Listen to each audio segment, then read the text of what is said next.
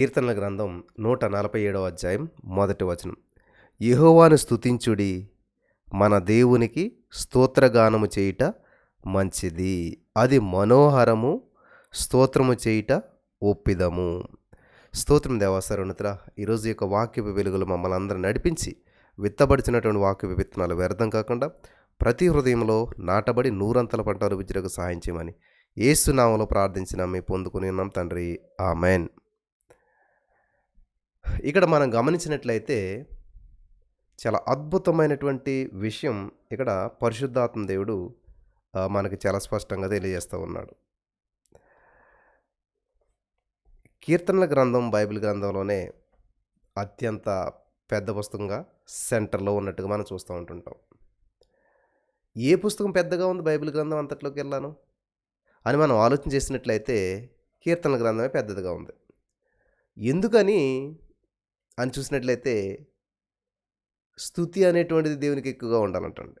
స్తుతి, హల్లెలూయా, ఏముండాలంటండి? స్తుతి. So psalms, కీర్తనలు అంటే ఏంటి? దేవుని స్తుతించడం, స్తుతి పాటలు పాడటం. ఇక్కడ బైబిల్లో అత్యంత పెద్దది సెంటర్లో ఉన్నది అంటే కేంద్రం మన జీవితానికి ఏంటి అని మనం గమనించినట్లయితే ఇక్కడ స్పష్టంగా తెలియజేయబడుతుంది. ఏమని? స్తుతి అని చెప్పేసేసి.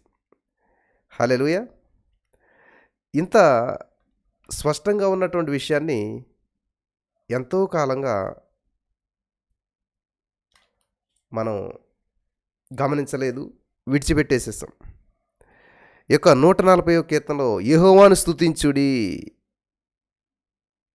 అని ఇక్కడ చాలా స్పష్టంగా తెలియజేస్తున్నాడు పరిశుద్ధాత్మ దేవుడు మనందరికీ కూడా. కీర్తన గ్రంథంలో ఉన్నటువంటి చివరి 5 కీర్తనలు యెహోవాను స్తుతించుడి, హెబ్రీ భాషలో హల్లెలూయా. వింటున్నారా? హల్లెలూయా అంటే ఏంటి? యెహోవాను స్తుతించుడి అని అర్థం. ఇక్కడ మనం గమనించినట్లయితే మరి 146, 147, 148, 149, 150 చివరి ఈ యొక్క 5 కీర్తనల్ని ఈ యొక్క 146వ కీర్తన నుంచి 150వ కీర్తన వరకు మీరు గమనించిన ప్రతిదీ ఏమని ఉంటుంది? యెహోవాను స్తుతించుడి అంటే హల్లెలూయా అని ప్రారంభించబడుతుంది. Oh what a wonder! ఈ యొక్క సత్యాన్ని గమనించాలని ప్రభు పేరట మనం చేస్తున్నాను. చివరి 5 కీర్తనలు కూడా 146, 147, 148, 149, 150 ఈ 5 కీర్తనలు కూడా హల్లెలూయా అని ప్రారంభించబడుతుంది. అంటే హిబ్రూలో అయితే హల్లెలూయా అని ఉంటుంది. మనకి తెలుగులో ట్రాన్స్లేట్ అయ్యేసరికి ఆ యొక్క హల్లెలూయా అనేటువంటి మాట యెహోవాను స్తుతించుడి. చూడండి, 146 ఫస్ట్ యెహోవాను స్తుతించుడి, 147 ఫస్ట్ యెహోవాను స్తుతించుడి. చూస్తున్నారా? 148 ఫస్ట్ యెహోవాను స్తుతించుడి, 149 ఫస్ట్ యెహోవాను స్తుతించుడి, 150 యెహోవాను స్తుతించుడి. హల్లెలూయా. గమనించారా? నేను కూడా ఇంతకాలం పెద్దగా గమనించలేదు, కానీ ఇప్పుడు గమనించినట్లయితే ఎంత స్పష్టంగా అక్కడ రాయబడినా చూసారా పరిశుద్ధాత్మ దేవుని యొక్క కార్యాలు ఎలా ఉంటాయో. ఎందుకంటే పరిశుద్ధాత్మ దేవుడే రాయించాడు కాబట్టి ఇదంతా కూడా. ఇక్కడ యెహోవాను స్తుతించుడి, యెహోవాను స్తుతించుడి అని చెప్పేసి ఈ యొక్క మొదలైంది. అంత మాత్రమే కాదు, ఇంకొక విషయం ఉంది అక్కడ. యెహోవాను స్తుతించుడని ముగించబడింది. హల్లెలూయా. మళ్ళీ చెప్తున్నాను చూడండి. యెహోవాను స్తుతించుడి అంటే హిబ్రూలో మనకేమనుంది? హెబ్రీ భాషలో హల్లెలూయా. ఏ పదంతో అయితే ప్రారంభించబడిందో అదే పదంతో ముగించబడింది. మనకి శాండ్విచ్ అని ఉంటుంది. శాండ్విచ్ అంటే ఏంటంటే పైన బర్గర్ ఉంటుంది, పైన ఒక బ్రెడ్, కింద ఒక బ్రెడ్, మధ్యలో వెజిటేబుల్స్ అవి పెడతారు. గమనించారా? మధ్యలో నువ్వేమైనా వేసుకో, కానీ పైన బ్రెడ్ కింద బ్రెడ్ ఉంటుంది. అలాగే ఇక్కడ స్టార్టింగ్ స్తుతి, ఎండింగ్ స్తుతి, మధ్యలో ఏమన్నా కానీ. ఒకసారి మనం ఇవన్నీ కూడా గమనిద్దాం. ఒకసారి 146వ కీర్తన మొదటి వచనంలో మొదటి లైన్ ఏముంది? యెహోవాను స్తుతించుడి. చివరి ఏమని చూడండి? యెహోవాను స్తుతించుడి. హల్లెలూయా. హల్లెలూయా ప్రారంభం, హల్లెలూయా ఎండింగ్. అంటే యెహోవాను స్తుతించడం మన తెలుగులో ఉంటే ఇంగ్లీష్లో హల్లెలూయా, అదే హెబ్రీ భాషలో హల్లెలూయా ఉంది. కాబట్టి 147 కీర్తన ఎలా ప్రారంభించబడింది?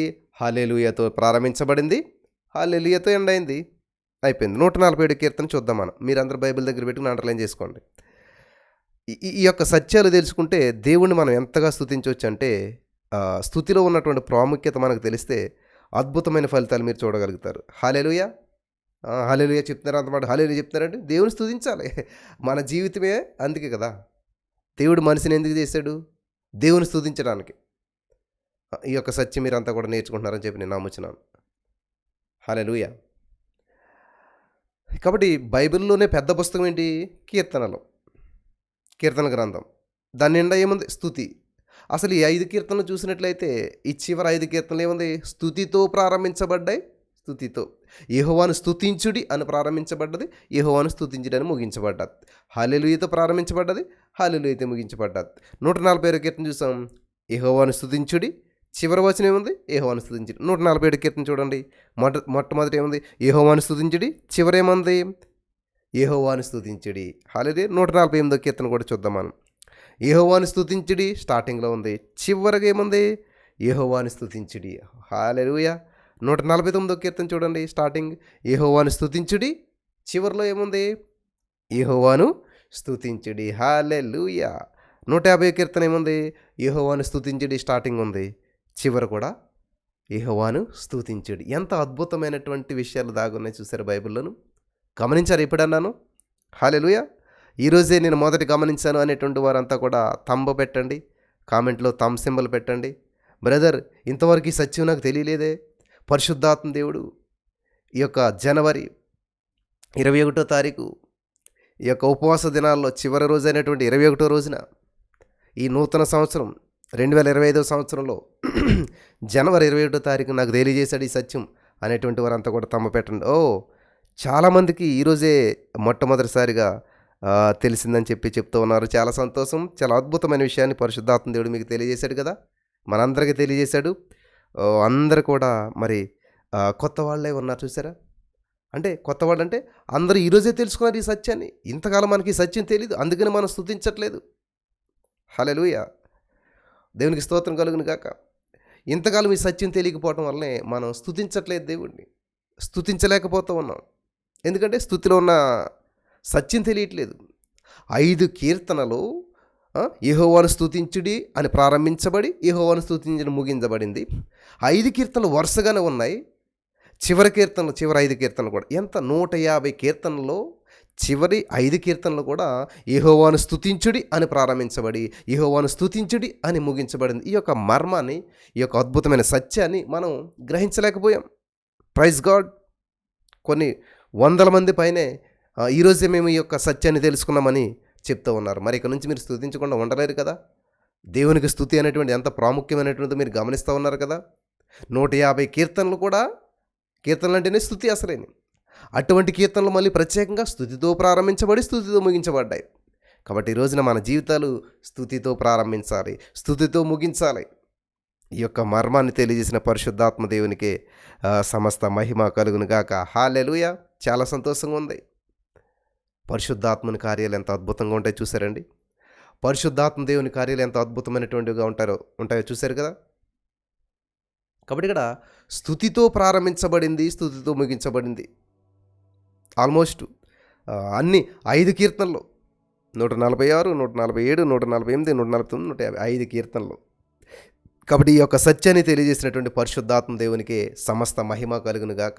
హల్లెలూయా. సమస్త మహిమ కలుగును గాక. కాబట్టి మన జీవితంలో నా ప్రియమైనటువంటి సహోదరి స్నేహితులారా అన్వేషించాలి, ఆశ కలిగి ఉండాలి. ఎప్పుడైతే దేవుని వైపు మనం ఆశతో ఎదురు చూస్తూ ఉంటామో అద్భుతమైనటువంటి ఫలితాలు మనం చూడగలుగుతాం. హల్లెలూయా. దేవునికి స్తోత్రం కలుగును గాక. కాబట్టి ఈరోజు నీ మాటలు వింటున్నటువంటి నా ప్రియమైనటువంటి వారులారా, మీరు ఎంతో ఎర్లీ మార్నింగ్ లేచారు, 3:30కి లేచారు. ఎంతో చలిలోను ఎందుకు లేచారు? దేవుడి కోసం అంటారు చాలామంది. దేవుడి కోసమేం కాదు. దేవుడి కోసం ఏంటి? నీ కోసం నువ్వు లేచావు. నీకున్న సమస్య పరిష్కరించబడాలని, నీ జీవితంలో అద్భుతాన్ని చూడాలని, ప్రతి పరిష్కారం దేవుని దగ్గర ఉందని తెలిసింది. కాబట్టి రండి మన వివాదాలు కుదుర్చుకుందాం అని ఉంటుంది బైబిల్ గ్రంథంలో. కాబట్టి ఈరోజు మనం దేవుని స్తుతిస్తూ ఉన్నాము, దేవుని మహింపరుస్తూ ఉన్నాము, దేవుని గణపరుస్తూ ఉన్నాం. ఎందుకనంటే దేవుని కోసం కాదు, మన కోసం. నీకోసం తింటానులే, నీకోసం వస్తానులే, అంతా కాదది. నీకోసం తింటానని నేను, నా కోసం నేను తింటాను, నా ఆకలి తీరడం కోసం నేను తింటాను.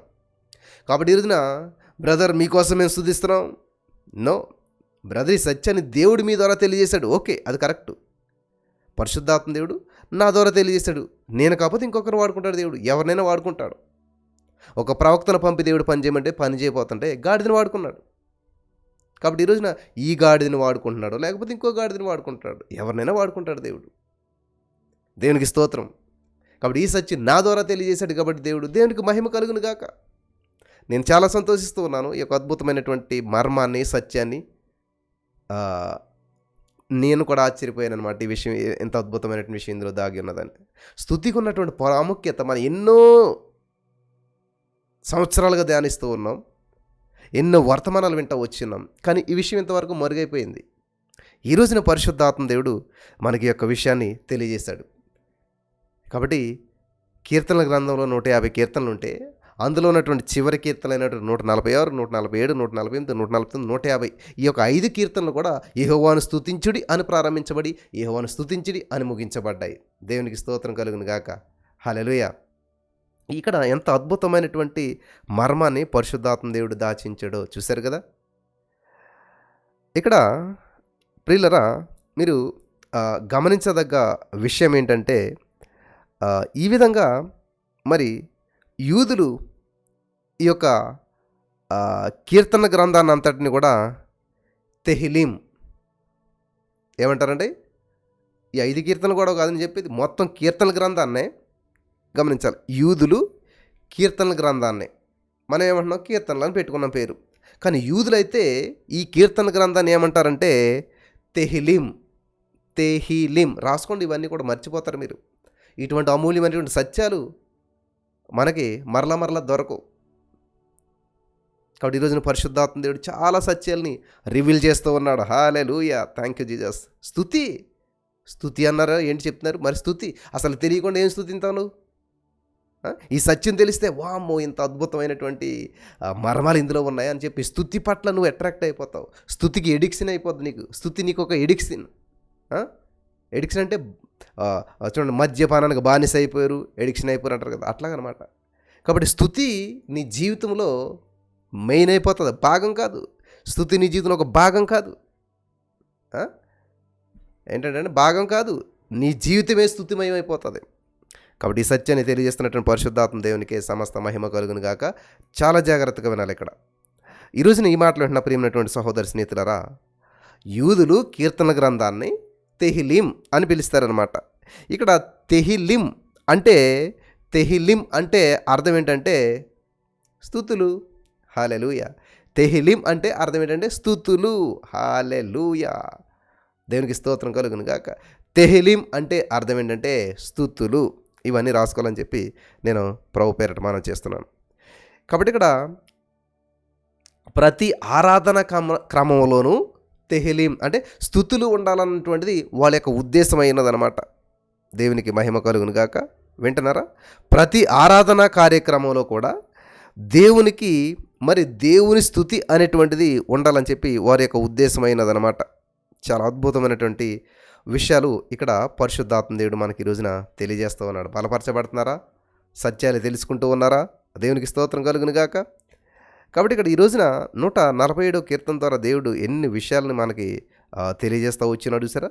ఇక్కడ 147 కీర్తన 1 వచ్చిన మనం చదివినట్లయితే ఏమని సెలవిస్తుంది దేవుని యొక్క వాక్యం? యెహోవాను స్తుతించుడి. దేవునికి స్తోత్రం కలుగును గాక. కాబట్టి ఇక్కడ 147వ కీర్తన మనం గమనించినట్లయితే దేవుడు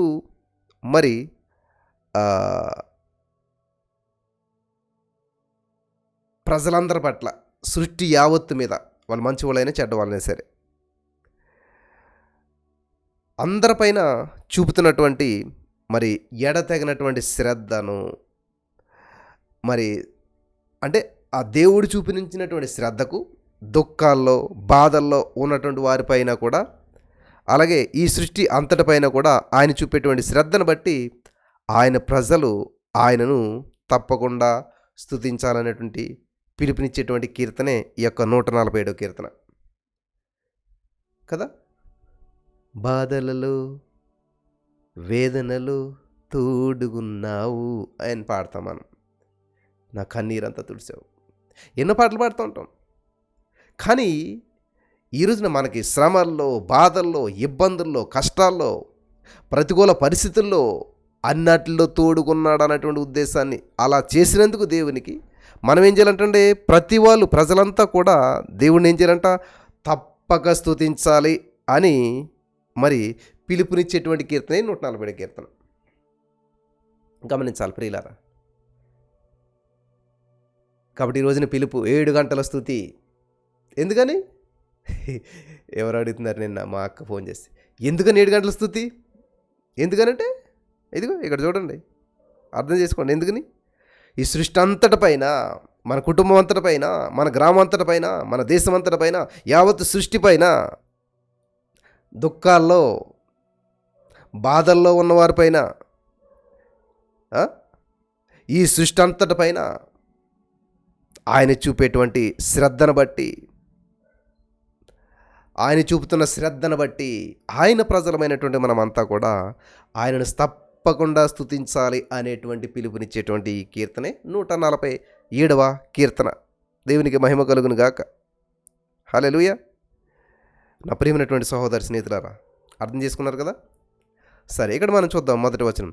మన దేవునికి స్తోత్రము గానము చేయటం మంచిది, అది మనోహరము. స్తోత్రము చేయటం ఒప్పిదము ఒప్పుకోవాల్సిందే అంటూ ఉన్నాడు ఇక్కడ. దేవునికి స్తోత్రము గానము చేయుటయే మంచిది, దేవునికి స్తోత్రము గానము చేయుటయే మంచిది. కీర్తనల గ్రంథం 147. యెరూషలేము యెహోవాయే కట్టుచున్నవాడని, గుండె చెదరిన వారిని పోగు చేయువాడని, దేవునికి స్తోత్రము గానము చేయుటయే మంచిది. 4వ వచనం. నక్షత్రముల సంఖ్యను ఆయనే నియమించెను, వాటికన్నియు పేర్లు పెట్టుచున్నవాడని. ఇదే పాట 147 కీర్తనే పాటగా రాశారనమాట. హల్లెలూయా. దేవునికి స్తోత్రం కలుగును గాక. పశువులకు గడ్డిని మొలిపించేవాడు. ఇదంతా ఇదే ఈ పాట మీరు పాడుతూనే కానీ ఎక్కడదో అనుకుంటారేమో. 147 కీర్తన అంతా పాట అనమాట. దేవునికి స్తోత్రము గానము చేయుటయే మంచిది. దేవుడని పెట్టారు యెహోవా దగ్గర అనమాట. యెహోవా అంటే కొంచెం అందరికీ అర్థమవుతుంది కాబట్టి దేవుడు అంటే ఓవరాల్గా ఉంటుంది అన్నట్టు, అందరికీ తెలిసినట్టుగా ఉంటుంది అన్న ఉద్దేశంతో దేవునికి స్తోత్రము గానము చేయుటయే మంచిది ఆ పాట పక్కన పెట్టుకుని ఈ యొక్క కీర్తన అంతా చదివితే ఈ కీర్తనే పాట అనమాట. అది కీర్తన అంటే ఏంటి? పాట. గుర్తుపెట్టుకోండి. తెహిలీం ఈ మాటని మీరంతా కూడా చక్కగా గుర్తుపెట్టుకుంటే మంచిదన్నమాట. హల్లెలూయా. దేవునికి స్తోత్రం కలుగును గాక. కాబట్టి ఇక్కడ తెహిలీం అంటే స్తుతులు, తెహిలీం అంటే స్తుతులు. యెహోవాను స్తుతించడంటే హెబ్రీలో హల్లెలూయా. హెబ్రీ మాట్లాడేస్తున్నాం మనకు తెలియకుండాను. ఏంటండి, మనకి ఏమి రాదు అంటారు చాలామంది, చదువుకోలేదు అంటారు, కానీ హెబ్రీ మాట్లాడుతున్నారు మీరు, హెబ్రీ భాష మాట్లాడుతూ ఉన్నారు. చాలా సంతోషం. హెబ్రీ భాష మాట్లాడేస్తున్నారు మీలో చాలామంది, అందరూ తెలియకుండానే. దేవునికి మహిమ కలుగును గాక. హల్లెలూయా అంటే హెబ్రీ భాష. అది మన తెలుగులో మాట యెహోవాను స్తుతించుడి. ఎవరంటున్నాం? మనం మాట. ఆ మాట మనకి పెద్దగా ఉంటుంది కాబట్టి షార్ట్కట్లో యెహోవాను స్తుతించుడి అనేటువంటి మాటను హల్లెలూయా బ్రదర్, మీరు హల్లెలూయా అన్నారు, యెహోవాను స్తుతించండి. మేము హల్లెలూయా, మీరు హల్లెలూయా అంటే మరి ఇంకెవరు దేవుని స్తుతింతారు? ఇట్లా పెద్ద పెద్ద ప్రశ్నలు వస్తాయి చాలామందికి. ఇక్కడ అర్థమవుతుంది మీ అందరికీ కూడాను. తెహిలీం స్తుతులు. హల్లెలూయా. యెహోవాను స్తుతించండి. దేవునికి మహిమ కలుగును గాక. ఇది చాలా అద్భుతమైనటువంటి విషయం. సరే, ఇక్కడ మనం గమనించినట్లయితే అబ్రహాము గారు తన యొక్క శత్రువులందరినీ కూడా జయించినటువంటి సందర్భాన సర్వోన్నతుని మరి యాజకుడైనటువంటి ఇక్కడ మెల్కీసెదెకు దేవుని స్తుతించాడంట. అబ్రహాము తన శత్రువులైనటువంటి ఆ శత్రువులందరిపైన విజయం సాధించాడు కాబట్టి ఆ సందర్భాన సర్వోన్నతిని యాజకుడైనటువంటి మెల్కీసెదెకు దేవుని స్తుతించాడంట. ఆదికాండము 14వ అధ్యాయం చూద్దామా? ఆదికాండము 14వ అధ్యాయం 20వ వచనం మనం చదివినట్లయితే అక్కడ దేవుని వాక్యం సెలవిస్తుంది. నీ శత్రువులను మీ చేతికి అప్పగించిన సర్వోన్నతుడకు దేవుడు స్తుతించబడును గాక అని చెప్పాను. అప్పుడు అతడు అన్నిటిలో ఇతనికి 10వ వంతు ఇచ్చాను. అన్నిటిలో ఇతనికి. దేవునికి మహిమ కలుగును గాక. దశమ భాగం అనేటువంటిది ఎక్కడుందో ఆదికాండంలో కూడా ఉంది. ఆదికాండంలో కూడా దశమ భాగం ఉంది. 10వ వంతు అంటే దశమ భాగం. నా ప్రియమైనటువంటి సహోదరి స్నేహితులారా, 18వ వచనంలో చూడండి, మనకు తెలుస్తుంది. మరియు సాలేము రాజు అయినటువంటి మెల్కీసెదెకు రొట్టెను ద్రాక్షారసమును తీసుకుని వచ్చెను. అతడు సర్వోన్నతుడకు దేవుని యాజకుడు. మొట్టమొదట ప్రభురాత్రి బల్ల ఇక్కడ ఉంది బైబిల్ గ్రంథంలో. మొట్టమొదటగా ప్రభురాత్రి బల్ల అనేటువంటిది ఇక్కడ కనిపిస్తుంది మనకి. రొట్టె ద్రాక్షారసం ఎక్కడ కనిపిస్తుంది? ఇక్కడ. ఎవరైనా యాజకుడు. దేవునికి స్తోత్రం కలుగును గాక. సాలేము రాజుని మెల్కీసెదెకు రొట్టెను ద్రాక్షారసం తీసుకుని వచ్చును. అతడు సర్వోన్నతుడకు దేవుని యొక్క యాజకుడు. ప్రీస్ట్, ఫాదర్ అంటాం కదా మనం, లేకపోతే పాస్టర్ గారు అంటూ ఉంటాం కదా. ఆయన ఏం చేస్తున్నాడు? అబ్రహాము యుద్ధంలో విజయం సాధించినందుకు ఆయన ఏం చేస్తున్నాడు? రొట్టె ద్రాక్షారసం అంటే ప్రభు బల్లం తీసుకుని వచ్చాడు. అలాగే దశమ భాగాన్ని కూడా ఇస్తున్నాడు. అప్పుడు అతడు అబ్రహామును ఆశీర్వదించి ఆకాశమునకును భూమికి సృష్టికర్తయగు సర్వోన్నతుని దేవుని వలన అబ్రహాము ఆశీర్వదించబడునుగాక నీవు నీ శత్రువుని నీ చేతికి అప్పగించినట్టు సర్వోన్నతుని దేవుడు స్తుతించబడునుగాక నీవు చెప్పాను. అప్పుడు అతడు అన్నిటిలో ఇతనికి 10వ వంతు ఇచ్చాను. హల్లెలూయా. దేవునికి స్తోత్రం కలుగును గాక. అలాగే మనం గమనించినట్లయితే నిర్గమకాండంలో కూడా 18వ అధ్యాయం 10వ వచనం. నిర్గమకాండం 18వ అధ్యాయం 10వ వచనంలో మనం చూసినట్లయితే ఇక్కడ మరియు ఇత్రో ఐగుప్తీల చేతుల నుండి ఫరో చేతుల నుంచి మిమ్మల్ని విడిపించి ఐగుప్తీల చేతి క్రింద నుండి ఈ ప్రజలను విడిపించిన యెహోవా స్తుతించబడును గాక. ఇత్రో అంటే ఎవరు? మోసే గారి యొక్క మామగారు. పిల్లని చేసుకున్న మామగారు అని కాదు అక్కడ, కానీ అలా కూడా మామగారే. వాస్తవంగా ఆయన సొంత మామగారే, ఆయన దగ్గరే, అలా అమ్మతమ్ముడే. సరే, ఇక్కడ మనం చూసినట్లయితే ఇక్కడ మోసే యొక్క జయాన్ని బట్టి మోసే జయించాడు. అక్కడేమో అబ్రహాము జయింతే మెల్కీసెదెకు దేవుని స్తుతిస్తూ ఉన్నాడు. ఇక్కడ మనం చూసినట్లయితే మోసే జయాన్ని బట్టి అతని మామగారైనటువంటి ఇతరు దేవుని స్తుతిస్తూ ఉన్నాడు. హల్లెలూయా. గమనించాలి ప్రియులారా, నేను ఎందుకు స్తుతించాలి? నా జీవితంలో ఏం జరిగింది? నీ జీవితంలో ఏం జరగవసరం లేదు. నీ జీవితంలో ఏం జరగవసరం లేదు. నీ జీవితంలో ఏదో జరిగితేనే స్తుతించాలనుకుంటారు చాలామంది. నీ పక్కోడి జీవితంలో జరిగినా కూడా స్తుతించాలి. ఇదే పొరపాటు జరుగుతుంది ఇక్కడ. బ్రదర్, అందరికి ఉద్యోగాలు వస్తుంది, నాకు రావట్లేదు. ఏం చేస్తున్నావు నువ్వు? పక్కోళ్ళని బట్టి ఎప్పుడు దేవుని స్తుతించట్లేదు, బాధపడుతున్నావు. అందుకనే మన జీవితంలో అద్భుతాలు చూడట్లేదు. మన జీవితంలో అద్భుతం జరిగితే ఎవరైనా స్తుతింతారు. అన్యుడైనా కూడా వాడు పండగ చేసుకుంటాడు, ఎంజాయ్ చేస్తాడు. అది కామన్. నీకు ఉద్యోగం వచ్చింది కాబట్టి స్తుతి కూడిక, పెళ్ళి అవుతుంది కాబట్టి, పెళ్ళి కుదిరింది కాబట్టి, ప్రమోషన్ వచ్చి, ఇలాగ ఏదో నీ జీవితంలో మేలు జరిగితే స్తుతి కూడుకులు పెడతాం. It's common. కృతజ్ఞత కూడిక పెడతాం, కామన్. కానీ పక్కోడి జీవితంలో అద్భుతం జరిగిందని చెప్పి దేవుని ఎప్పుడైనా స్తుతించారా? బైబిల్లో చూడండి, అన్యుల వాళ్ళు ఎవరన్నా ఇత్రో ఏమన్నా దేవుని పూజించేటువంటి వ్యక్తి?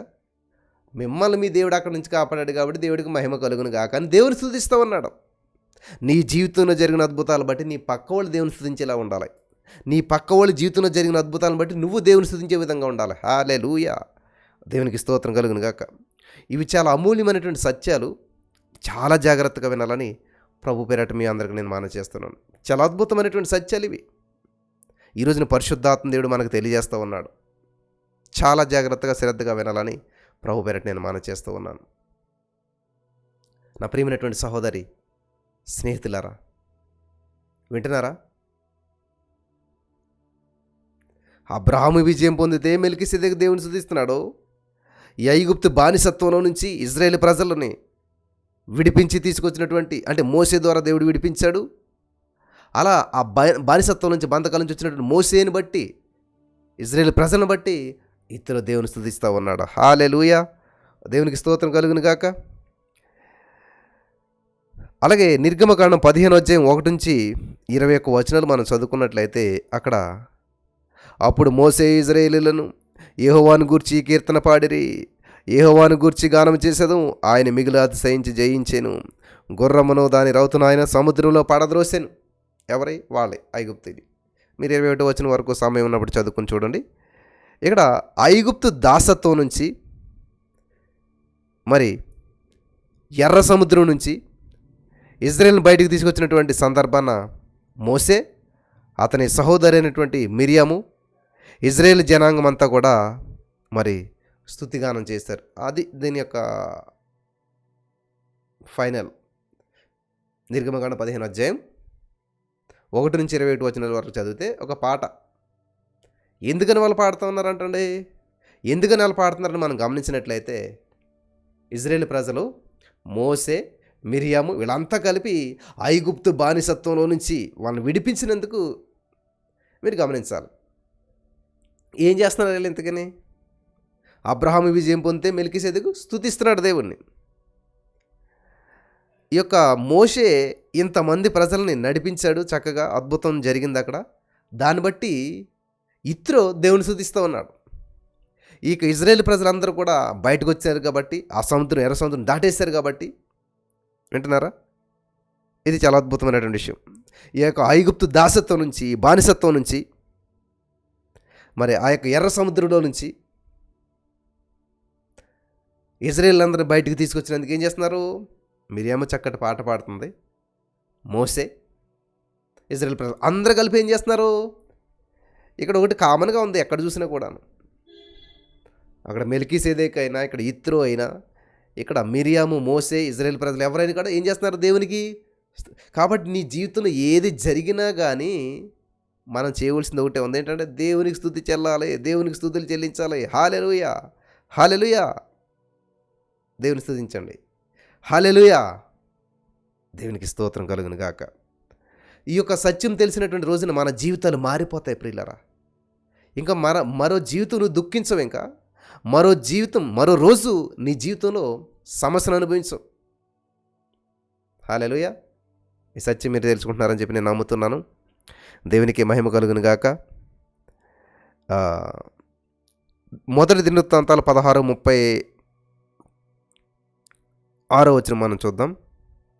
దినవృత్తాంతాలు మొదటి గ్రంథం 16:36 మనం చదివినట్లయితే, మేము నీ పరిశుద్ధ నామమునకు కృతజ్ఞతాస్తుతులు చెల్లించినట్లు, నిన్ను స్తుతించుచు అతిశయించినట్లు అన్యజనుల వశములో నుంచి మమ్మల్ని విడిపించుము అని ఆయనను బ్రతిమాలుకొనుడి. ఇజ్రాయేలీలకు దేవుడైన యెహోవా యుగములన్నిటను స్తోత్రమునందునుగాక. ఇలాగున వారు పాడగా జనులందరూ ఆమెన్ అని చెప్పి యెహోవాను స్తుతించురి, స్తుతించురి, స్తుతించిరి, స్తుతించిరి in the name of Jesus. ఆమెన్. హల్లెలూయా. బలపరచబడుతున్నారా? శక్తి పొందుకుంటున్నారా? దేవుని స్తుతించగలుగుతున్నారా? హల్లెలూయా, దేవునికి స్తోత్రం కలుగును గాక. ఈ సత్యాన్ని మీరంతా కూడా గ్రహించాలని చెప్పి ప్రభు పేరట నేను మనవి చేస్తూ ఉన్నాను. ఇక్కడ అన్యుల నుంచి అపాయం రానున్నటువంటి సమయాన్న రక్షణ కొరకై మరి దేవుని స్తుతించుచు విమోచన కొరకై నిరీక్షణ స్తుతి చేశారు. గమనించాలి, నిరీక్షణ స్తుతి అంటే ఏంటంటే, నిరీక్షణ అంటే ఏంటి? మమ్మల్ని విడిపిస్తాడు, మంచి దేశానికి తీసుకెళ్తాడు, నాకు ఉద్యోగాన్ని ఇస్తాడు, నా భర్తను మారుస్తాడు అని అనుకుంటారు కదా. దాని కొరకు మీరు ఏం చేయాలంటే నిరీక్షణతో ఉన్నారు. కానీ నీ భర్త మారలేదు, మారిపోయాడు అన్నట్లుగానే ఇప్పుడు స్తుతించాలి. నిరీక్షణ ఉంది నీకు మారతాడని, కానీ ఏం చేయాలి? స్తుతి ముందే చేసేయాలన్నమాట. కాబట్టి వీళ్ళకి అదే ఉన్నదన్నమాట. ఏంటంటే ఇక్కడ మనం గమనించినట్లయితే నా ప్రియమైనటువంటి సహోదరి స్నేహితులారా, ఇక్కడ అన్యజనుల నుండి రానున్నటువంటి అపాయం ఏదైతే ఉన్నదో ఆ యొక్క అపాయం నుండి మరి ఈ యొక్క అన్యజనుల నుంచి అపాయం రానున్నటువంటి సమయంలో రక్షణ కొరకై దేవుని స్తుతించారు, విమోచనకై నిరీక్షణ స్తుతి చేశారు. ఇక్కడ చదువుదాం మనం. మేము నీ పరిశుద్ధ నామమున కృతజ్ఞతాస్తుతులు చెల్లించినట్లు, దేవునికి స్తోత్రం కలుగును గాక. ఏంటంటే మేము నీ పరిశుద్ధ నామమున కృతజ్ఞతాస్తుతులు చెల్లించినట్లు. ఈ వచనం అంతా మీరు చదువుకోండి, చాలా అద్భుతమైనటువంటి విషయం అందులో దాగి ఉన్నది. హల్లెలూయా. యుగ యుగములు మహిమ కలుగును గాక. యుగ యుగములు.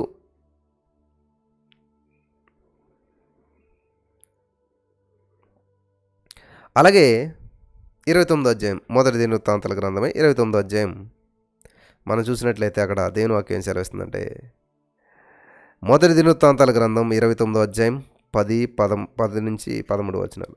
రాజు అయినటువంటి దావీదు కూడాను బహుగా సంతోషపడి సమాజము పూర్ణముగా ఉండగా యెహోవాకు ఇట్లు స్తోత్రములు చెల్లించెను.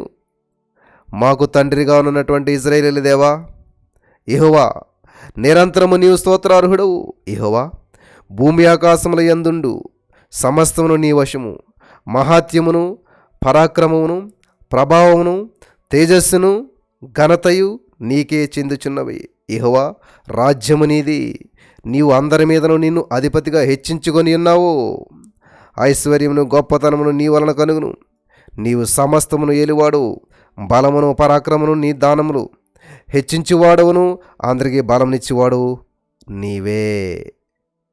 మా దేవా, మేము మీకు కృతజ్ఞతాస్తుతులు చెల్లించుచున్నాము, ప్రభావం గల నీ నామమును కొనియాడుచున్నాము. హల్లెలూయా. దేవునికి స్తోత్రం కలుగును గాక. ప్రియులారా, గమనించాలి ఇక్కడ ఈ యొక్క దేవాలయ నిర్మాణానికై ప్రజలు మనసుపూర్వకంగాను, అంటే మనసుపూర్తిగా మరి వాళ్ళ ప్రతిష్టార్పణగాను అర్పణలు ఇచ్చినటువంటి సందర్భంలో దావీదురాజు సర్వ సమాజంతో కలిసి మరి సర్వం కూడా ఇచ్చినటువంటి ఆ యొక్క దేవునికి స్తుతుల అర్పణను అర్పించాడంటండి. సర్వ సమాజం ఎదుట స్తుతులు అర్పించాడంట దేవునికి. దేవునికి స్తోత్రం కలుగును గాక. దేవాలయం నిర్మిస్తున్నారంటే ప్రజలు బంగారము వెండి ఇవన్నీ కూడా తీసుకుని వచ్చారంట, వద్దు అనేంత వరకు. హల్లెలూయా. చూసారా, నా ఆశ కూడా అలాగ ఉంటుంది ఎప్పుడు కూడాను. చాలు, బా ఎంత అద్భుతం ఉండి అసలేని. చాలు ప్రభా. మనిషిని ఒకే ఒక విషయంలో చాలు అనిపించగలుగుతారంట. ఏంటది? భోజనం. ఆ ఒక్క విషయంలో మాత్రమే మనిషిని సంతృప్తిపరచగలుగుతామంట మనం ఈ లోకంలో. ఇంకేది కూడా డబ్బు ఇవ్వండి, ఎంత ఇచ్చినా కూడా సరిపోదు. ఎంత ఇల్లున్నా కూడా ఇంకా పెద్దలుంటి బాను, ఇంకా పెద్దలుంటి బాను. ఎంత పొలం ఉన్నా, ఎంత బంగారం ఉన్నా ఇంకా ఉంటే బాగుండు. ఎన్ని రకాల అన్నీ ఉన్నా, ఎన్ని రకాల చెప్పులు ఉన్నా, ఎన్ని రకాల బట్టలు ఉన్నా, ఎన్ని ఉన్నా కూడా ఇంకోటి ఉంటే బాగుండు, ఇంకోటి ఉంటే బాగుండు కదా. ఇప్పుడు నాకు కూడా ఆశ ఉంటుంది, ఇంకా మంచి మైక్ ఉంటే బాగుండు, ఇంకా మంచిది కెమెరా ఉంటే బాగుండు, ఇంకా మంచి బ్యాక్గ్రౌండ్ ఉంటే ఇంకా మంచిగా చెప్తే బాగుంటుంది మెసేజ్, ఇంకా మంచిగా ప్రిపేర్ అయితే బాగుంటుంది, ఇంకా మంచిగా దేవుని సందులో గడిపితే బాగుంటుంది, ఇంకా మంచిగా దేవుని స్తుతించే బాగుంటుంది. అందులో సాటిస్ఫాక్షన్ లేదు నాకు. ఇంకా స్తుతించాలి. సరే, ఏ విషయంలో కూడా సంతృప్తి ఉండదు మనిషికి. కానీ భోజనం చాలండి, నాకు వద్దు ఇంకా కదా. చాలా గృహాలకి వెళ్తూ ఉన్నప్పుడు వాళ్ళు చూపించేటువంటి ప్రేమకి ఎన్నో వెరైటీ చేసి పెడుతుంటుంటారు. దేవునికి స్తోత్రం. ఈ యొక్క ఫాస్టింగ్ డేస్లో ఎన్ని ఇన్విటేషన్స్, ఎంతమంది విలువైనటువంటి ఆహారాలు వండి పెడతానికి సిద్ధపడిపోయారు. కానీ డిసైడ్మెంట్ చేసుకోవాలి, ఒక వ్రతం పూనుకోవాలి, నువ్వు ప్రతిష్ఠించుకోవాలి. ఉపవాస దినమును వ్రత దినమును ఏం చేయాలంటే ఏర్పాటు చేసుకోవాలి, ప్రతిష్ఠించుకోవాలి, దాన్ని నిలబెట్టుకోవాలన్నమాట. హల్లెలూయా. దేవునికి స్తోత్రం కలుగును గాక. కాబట్టి ఈరోజు నీ మాటలు వెంటనే ప్రియులారా, డిసైడ్మెంట్ చేసుకోండి, సిద్ధం చేసుకోండి, సిద్ధపడండి దేవుని కొరకు. ఇది చాలా అమూల్యమైనటువంటి విషయం, అమూల్యమైనటువంటి సత్యం. ఇక్కడ ఏం చేస్తున్నారంటండి, మనస్ఫూర్తిగా కానుకలు చెల్లించారని చెప్పేసి దావీదు అందరి ఎదుట కూడా స్తుతులు చెల్లిస్తూ ఉన్నాడంట. దేవునికి మహిమ కలుగును గాక. హల్లెలూయా. అలాగే కీర్తనల గ్రంథంలోనే 119వ కీర్తన మనం చూసినట్లయితే అక్కడ 119వ కీర్తన 164వ వచనం మనం చదివినట్లయితే 164వ వచనంలో ఏమని ఉన్నదంటే, నీ న్యాయ విధులను బట్టి దినమునకు 7 మార్లు నేను నిన్ను స్తుతించుచున్నాను. ఓ హల్లెలూయా. ఏంటంటే ఇది ఎవరి కీర్తన? 119ది ఎవరు రాశారు? అందరూ దావీదు రాశాడని అనుకుంటూ ఉంటారు. దయచేసి 119వ కీర్తనని దావీదు రాశాడని మీరు అనుకుంటే పొరపాటు అయిపోతుంది అనమాట. ఎజ్రా గారు ఆ యొక్క 119వ కీర్తన మనకి రాసినట్టుగా మనం చాలాసార్లు ఈ యొక్క సందర్భాన్ని మనం చూస్తూ వచ్చి ఉన్నాం. హల్లెలూయా. దేవునికి స్తోత్రం కలుగును గాక. Thank you Lord, thank you lord.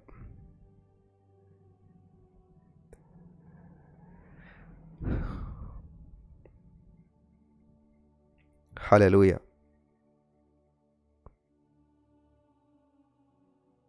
చాలా అద్భుతమైనటువంటి కీర్తన 119వ కీర్తన.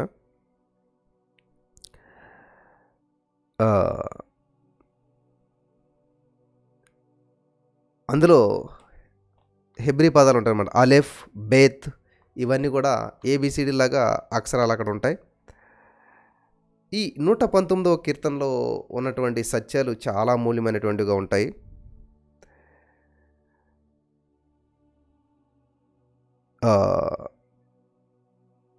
ఈ దేవాలయము పునర్నిర్మాణ సందర్భంలో మనకి ఎజ్రాలో, నెహెమ్యాలు మీరు అక్కడ చూడొచ్చు. కూలిపోయినటువంటి గోడలు అవి కట్టినటువంటి సందర్భాలు ఉంటాయి మనకి. యెరూషలేము పాడైపోతున్నప్పుడు నెహెమ్యా కూడా తన డ్యూటీకి సెలవు పెట్టి అవంతా మనం చూస్తూ వచ్చినాం. ఇక్కడ మనం చూసినట్లయితే ఆ నిర్మూలన చేయబడినటువంటి ఆ దేవాలయ పునర్నిర్మాణ సందర్భంలో యాజకులు, లేవీలు నిరంతరం కూడా నిలిచి దేవుని యొక్క దయాళత్వాన్ని, కృపను మనం ధ్యానిస్తూ స్తుతించారంట. దేవునికి స్తోత్రం కలుగును గాక. హల్లెలూయా.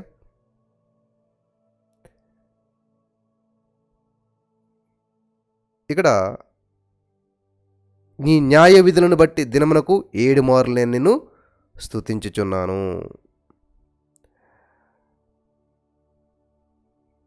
7 మార్లు.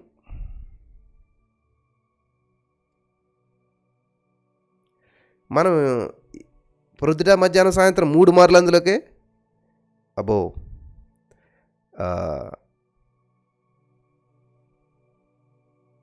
ఎంత నలిగిపోతుంటున్నాం అసలే. హల్లెలూయా. మరి స్తుతి గురించినటువంటి ఇన్ని ప్రాముఖ్యమైన విషయాలు తెలియజేసినటువంటి దేవునికి మహిమ కలుగును గాక. హల్లెలూయా.